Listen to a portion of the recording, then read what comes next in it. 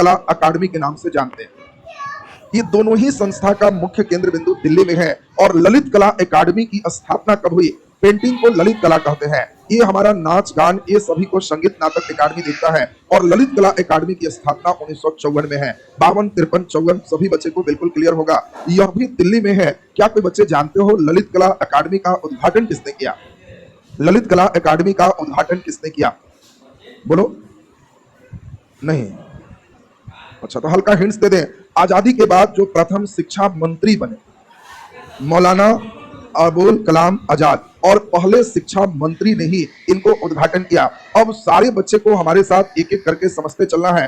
बड़ा इंपॉर्टेंट बात है, संगीत नाटक अकादमी ने हम लोग देखें दो तरह का नृत्य होता है। एक नृत्य ऐसे होते हैं जिनकी वेशभूषा नियम बहुत ही ट्रेडिशनल फिक्स है और धार्मिक उत्सव में ही अधिकांशतः नृत्य होते हैं, तो उसको शास्त्रीय नृत्य कहा गया है। क्लासिकल डांस हम लोग इसको कहते हैं। और जिसमें कोई ड्रेस में उछल कूद लिए तो उसको लोक नृत्य कहते हैं। सांस्कृतिक नृत्य के लिए वेशभूषा, उसके नियम, उसके किस तरह से पैटर्न, ये सभी फिक्स है और इसके लिए कठोर प्रशिक्षण की आवश्यकता होती है। कोई बच्चे बिना ट्रेनिंग के ये नहीं कर सकता, लेकिन लोक नृत्य बिना ट्रेनिंग के भी कोई कर सकते हैं। दोनों में बेसिक डिफरेंस ये है। हम लोग को ये ध्यान देना है कि जो हमारा संगीत नाटक अकादमी है, इसके द्वारा 8 नृत्य को हम लोग देखें संगीत नाटक अकादमी ने शास्त्रीय नृत्य के रूप में घोषित किया है। लेकिन जो 9वां नंबर आप देख रहे हैं छऊ, भारत सरकार का संस्कृति मंत्रालय का कहना है कि कुल शास्त्रीय नृत्य कितने हैं? 6। सॉरी, इसमें 6 9 हो गए, लेकिन संगीत नाटक अकादमी कितने की बात करती है? 8। अगर हम लोग के चॉइस में दोनों रहेगा तो 8 में ही टिक मारे गए। हाँ, अगर स्पेशली ये कह दे कि भारत सरकार के संस्कृति मंत्रालय के अनुसार शास्त्रीय नृत्य की संख्या कितनी है, तब स्पेशली 9 हो जाएगा। इसमें अब कई स्तर के प्रश्न होते हैं जो बच्चे धीरे धीरे समझ पाओगे बेहतर ढंग से। पहला नंबर हम लोग ध्यान दें, सबसे फर्स्ट है भारतनाट्यम। दिमाग में आपको समझना है, अभी हम पहला लेवल पे चल रहे हैं, धीरे धीरे इसके लेवल को हम बढ़ाएंगे, कैसे प्रश्न पूछा जा सकता है। दिमाग में सेट करना है कि भारत में नाटक जब लोग करता है तो लड्डू मिलता है, तो मिलता है लड्डू तमिलनाडु। जब हम कहें भारत नाट्यम, कहना भारत में नाटक करेगा तो मिलेगा लड्डू तमिलनाडु।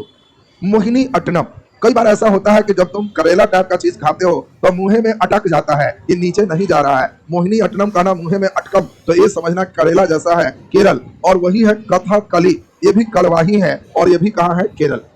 अगर हम देखें कुचिपुड़ी, तो कुचिपुड़ी कहाँ है? आंध्र प्रदेश। कुचिपुड़ी आंध्र प्रदेश। ओडिसी डांस कहाँ का है? उड़ीसा। मणिपुरी डांस मणिपुर। इसी प्रकार से अगर हम चलें सत्रिया डांस, सत्रिया कहाँ है? असम। कथक पूरे उत्तर भारत में कथक है, यूपी जो है कह सकते हैं। हमें छऊ जो डांस देख रहे हो, ये छऊ 3 जगह है। एक का नाम है पुरुलिया छऊ। पुरुलिया छऊ, पुरुलिया छऊ हमारा कहाँ है? पश्चिम बंगाल। दूसरा बड़ा इंपॉर्टेंट है मयूरभंज छऊ, और मयूरभंज छऊ कहाँ है? उड़ीसा। और तीसरा है सराय केला छऊ। ये सराय केला छऊ कहाँ है? तो ये हमारा है झारखंड। और इसीलिए छऊ डांस हमारा पश्चिम बंगाल, उड़ीसा और झारखंड तीनों का डांस है। लेवल अब बढ़ाएंगे, पहला लेवल को पहले सारे बच्चे रट जाएं। भारत में नाटक करने से तो लड्डू मिलेगा, मुंह में अटके चाहे कथकली केरल है। अब कोई आदमी पूरी बना के दिया लेकिन सब कच्चा कच्चा दे दिया, तो हम लोग डांटे कच्चा कच्चा पूरी दे रहा है, आंध्र है का? कच्ची पुड़ी कुचिपुड़ी, तो ध्यान रखना है आंध्र प्रदेश। कुचिपुड़ी आंध्र प्रदेश। ये दोनों तो कभी नहीं पूछेगा क्योंकि ओडिसी उड़ीसा, मणिपुरी मणिपुर, ये दोनों नहीं पूछेगा। सत्रिया कहाँ है? असम। जब दो लड़के की बात सम न रहे तो लोग जो है एकदम कहते हैं कि शर्त लगाओगे। सत्रिया बोले तो समझना शर्त लगाने की बात है, जब बात सम नहीं है तब असम। कथक कहाँ है? केरल। सॉरी, कथकली केरल। कथक कहेंगे तो उत्तर भारत, उत्तर प्रदेश में कथक है। और छऊ 3 जगह है, पुरुलिया छऊ पश्चिम बंगाल, मयूरभंज छऊ उड़ीसा, सरायकेला छऊ झारखंड। लेवल 1 की बात हो गया। लेवल 2 आजकल चल रहा है। आजकल जो क्वेश्चन है लेवल 2, लेवल 3, जितना ऊपर चढ़ोगे उतना ही बढ़िया होगा। तो सारे बच्चे को हम समझते हैं कि थोड़ा सा ध्यान देंगे तो पूरी बात समझ पाओगे कि क्या इससे पूछा जा सकता है। सभी को एक एक करके चल रहे हैं। भारतनाट्यम भारत का सबसे पुराना शास्त्रीय नृत्य है। इसका विकास मुख्य रूप से देवदासियों के द्वारा मंदिर में किए गए। मोहिनी अट्टनम बहुत इंपॉर्टेंट है, इसके नाम में ही लगा है मोहिनी, मोहना नहीं है, मोहिनी है। और मोहिनी महिला होती है। पुरुष सुंदर रहे तो कह सकते हैं कि बड़ा मोहना है, लेकिन महिला को मोहिनी कहेंगे और इसीलिए मोहिनी अट्टनम केवल महिला के द्वारा ये डांस किए जाते हैं। क्वेश्चन आपसे पूछा जाएगा कौन सा डांस केवल महिला के द्वारा होगा, तो कहना कि वाह मोहिनी है, मोहिनी अट्टनम। ये मोहिनी कौन है? विष्णु का महिला अवतार।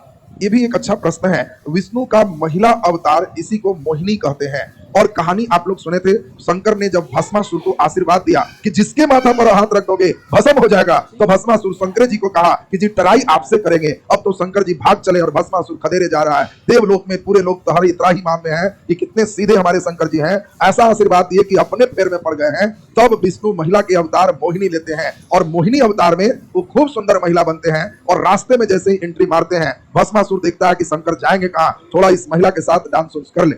और यही मोहिनी डांस करना शुरू करते हैं और भस्मासुर भी साथ साथ डांस कर रहा है। और मोहिनी नाचते नाचते अपने माथा पर हाथ रखती है, भस्मासुर भी वैसे ही किया, स्वयं भस्म हो गया। और यही शंकर और मोहिनी, इन दोनों के बीच भी विवाह की चर्चा है दक्षिण भारत में, क्योंकि मोहिनी अट्टम कहाँ है, केरल में। तो केरल में चर्चा है कि यही बचाए थे और इसीलिए मोहिनी और शंकर से एक संतान होता है जिसको अयप्पा कहते हैं। और अयप्पा की पूजा केरल के किस मंदिर में, सबरीमाला मंदिर। अब देखो कितने लिंकेज हो गए। क्वेश्चन पूछता है सबरीमाला मंदिर में किसकी पूजा है, अयप्पा। सबरीमाला मंदिर कहाँ है, केरल। तो सारे बच्चे अब समझ गए कि वो किस तरह की कहानी है। क्वेश्चन इसमें एक और थर्ड लेवल की अगर बात करें, क्वेश्चन का लेवल बहुत आजकल अच्छे होते हैं। बच्चे बेचारे क्या है, भारतनाट्यम तमिलनाडु इतने रट के सोचते हैं कि मेरा जीएस होगी। क्वेश्चन का लेवल है, आपसे पूछा जाएगा कि बताओ मोहिनी अट्टम में वस्त्र का रंग कैसा होता है, तो केवल महिला ही करेगी, लेकिन इसमें वस्त्र का कलर फिक्स है। इसमें जो भी डांस चलेगा सफेद रंग की साड़ी पहनेगी जिसपे गोल्डन सुनहरा पट्टा चला रहेगा, चारों तरफ से गोल्डन कलर का पट्टा होगा और सफेद कलर की साड़ी होगी।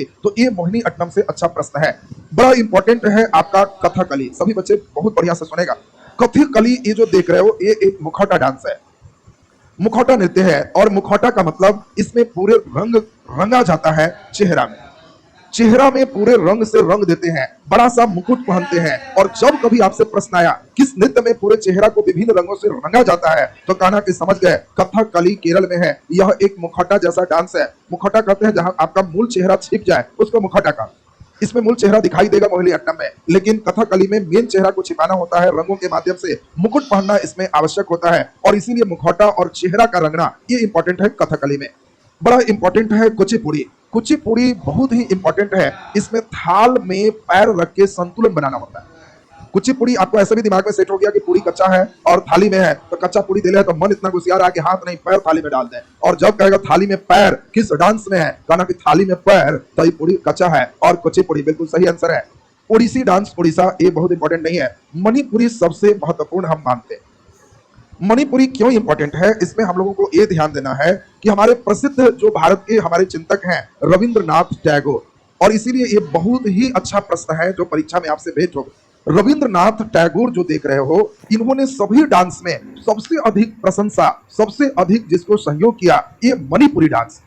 बहुत इंपॉर्टेंट क्वेश्चन है। आपको क्वेश्चन पूछा जाएगा किस नृत्य को रविंद्रनाथ टैगोर ने अपना समर्थन दिया, और चॉइस में सभी देगा, तो आपको बिल्कुल सही आंसर करना है मणिपुरी डांस। दूसरा एक बहुत शानदार क्वेश्चन है, मणिपुरी डांस में जो चेहरा है, मुख है, इसको मुख को पारदर्शी, इसमें पारदर्शी, इसमें पर्दा से ढका रहता है, पारदर्शी कपड़ा से ढकना होता है। ये बड़ा इंपॉर्टेंट है। इसमें जो डांस है मणिपुरी में, किसका डांस है, कृष्ण के डांस है। कृष्ण एक भगवान बनेंगे, उनकी गोपियां बनेगी और गोपियां अपने चेहरा को पारदर्शी, जो कह सकते हो इसमें पर्दा के रूप में काम करेंगे उनके पल्लू, और उसी से ढक के डांस करेंगे। जब कहेगा कि चेहरा रंगा होता है तो कथकली होगा, लेकिन चेहरा आधा ढका पारदर्शी से होता है तो ये मणिपुरी। चेहरा ढके हुए है क्यों, क्योंकि चेहरा उठाएंगे तब मुंह दिखाई मणि मिलेगा, मणि।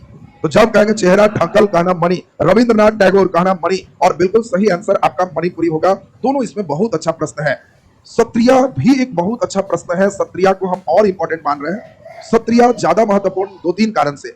पहला नंबर आपको ध्यान रखना है कि सबसे लास्ट में, सबसे अंत में शास्त्रीय नृत्य घोषित किसको किया गया, सत्रिया को। कथक ऊपर ही है, तो सत्रिया सबसे अंत में। कब, तो सत्रिया को सबसे अंत में 2000 में शास्त्रीय नृत्य घोषित किया गया। किसके द्वारा, तो ये संगीत नाटक अकादमी के द्वारा घोषित किया गया। तो एक बड़ा अच्छा प्रश्न है, सबसे अंत में घोषित होने वाला शास्त्रीय नृत्य कौन है, तो आंसर आपको कौन देना है, सत्रिया। सत्रिया को कब घोषित किया गया, चलिए बोलिए।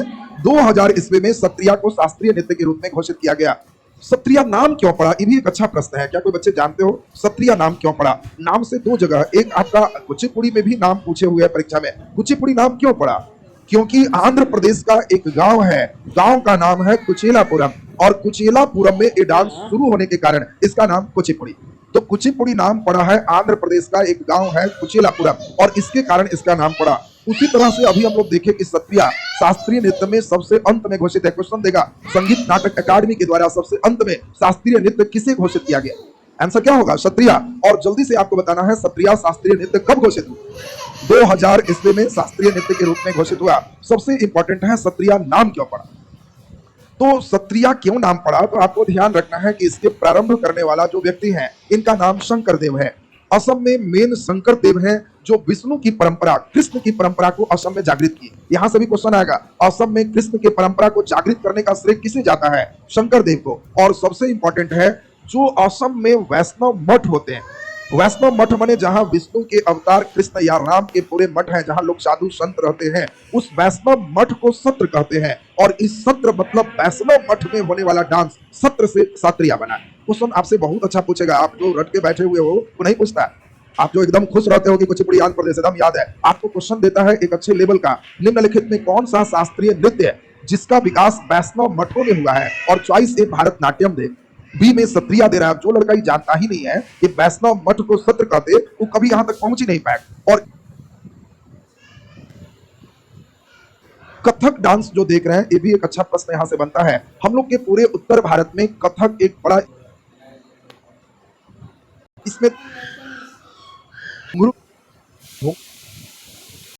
तबला, इसमें घुंघरू और तबला के बीच जुगलबंदी होता है। तबला जैसे जैसे करेगा, घुंघरू वैसे वैसे पैर का करेगा, दोनों के बीच बहुत अच्छी जुगलबंदी चलती है। क्वेश्चन आएगा कौन से डांस में जो घुंघरू और तबला के बीच जुगलबंदी होती है? तो आंसर कौन होगा? कथक होगा। कथक में मेन बिरजू महाराज, ये सब तो पुराने और डेटेड नाम है, लेकिन अब सुनेंगे कई बच्चे